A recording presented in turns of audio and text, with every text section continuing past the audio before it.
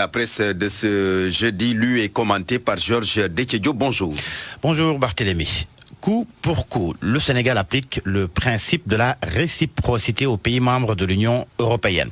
C'est ce que relèvent les Échos, de même que l'Observateur à sa page de l'Obs rapporte que suite à la décision de l'Union européenne de bannir le Sénégal de la liste des pays autorisés à voyager dans son espace, l'État du Sénégal a décidé que le principe de la réciprocité sera applicable à tous les États ayant pris des mesures à l'encontre du Sénégal. Une annonce du ministre du Tourisme et des Transports aériens, Aliou Sarr, dont le quotidien se fait l'écho.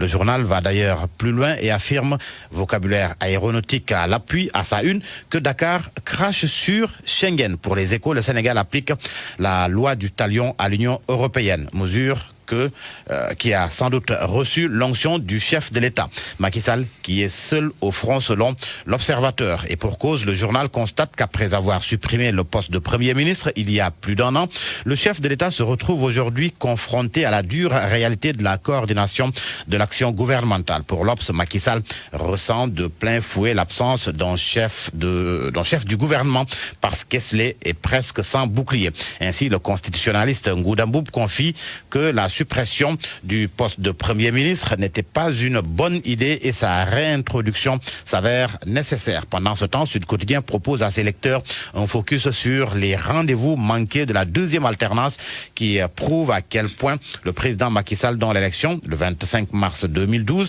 avait suscité une grande lueur d'espoir, est encore loin des engagements de rupture pris devant le peuple sénégalais et du modèle gagnant promis aux Sénégalais lambda.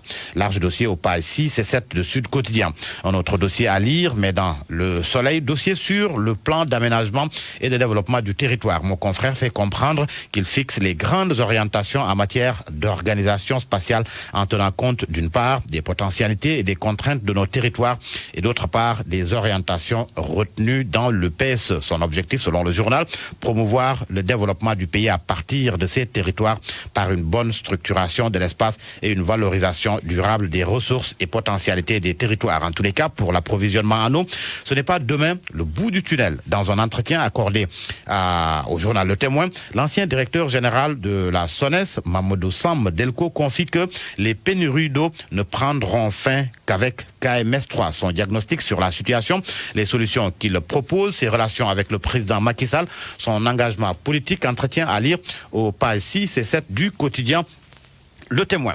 L'affaire des licences de pêche, affaire qui fait la une du journal LAS. Le collectif des acteurs dénude le GAIPES devant les parlementaires, affirme mon confrère. Le collectif des acteurs déclare que depuis 42 ans, le GAIPES, qui a hérité d'un système colonialiste, pompe nos ressources sans aucune transformation. À la une de Source A, Ibrahima Soukandela Diouf, directeur des ressources humaines du ministère de la Santé et de l'Action sociale. Le journal affirme que l'homme qui a failli pousser les médecins doctorants à boucler les centres de traitement épidémiologique le 25 juin dernier est parti à la retraite depuis des années. Mais il crèche toujours au ministère avec un contrat spécial souvent renouvelé. Natif de Fatick, précise le journal, est proche de Macky Sall. L'instituteur de formation est crédité d'un vocabulaire sec et âcre et n'entretient pas forcément des relations cordiales avec les agents du ministère d'Abdoulaye Diouf Sarr. Ibrahima Soukandela Diouf, cas pur sang, titre le journal. La reprise des agressions, cela fait suite à la levée du couvre-feu. En tout cas, c'est ce que constate le journal Tribune qui avertit Bourguiba, Jet d'eau, Boulangerie Jaune, entre autres, l'axe de la terreur. Et pour terminer, les sports avec le journal Record et le quotidien Stade qui s'intéresse aujourd'hui au match Manchester City-Liverpool, match prévu à 19h15, le journal Record titre Sadio, s'offrir les Citizens et leur record. Merci beaucoup Georges Dekedio. Il est 7h24.